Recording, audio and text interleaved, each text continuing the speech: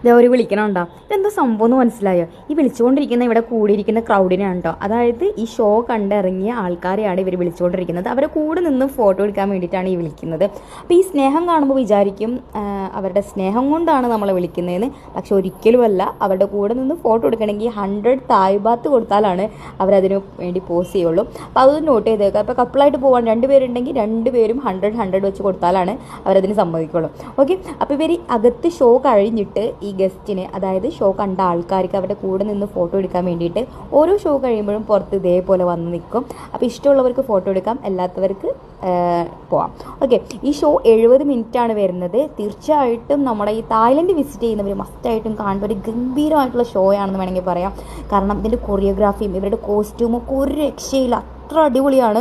ഇതിനകത്ത് സീറ്റ് വേണമെന്നുണ്ടെങ്കിൽ നമ്മൾ അഡ്വാൻസ് ആയിട്ട് ബുക്ക് ചെയ്യുന്നതാണ് ബെറ്റർ. കാരണം തിയേറ്റർ പോലെയാണ്.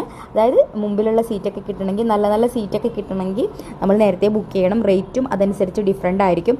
അപ്പോൾ തായ്ലൻഡിൽ വരുന്നവർ മസ്റ്റായിട്ടും ഈ ഷോ കാണാൻ ശ്രമിക്കുക. അതുപോലെ തന്നെ ടിക്കറ്റും നേരത്തെ തന്നെ അഡ്വാൻസ് ആയിട്ട് ബുക്ക് ചെയ്യാനും ശ്രമിക്കുക.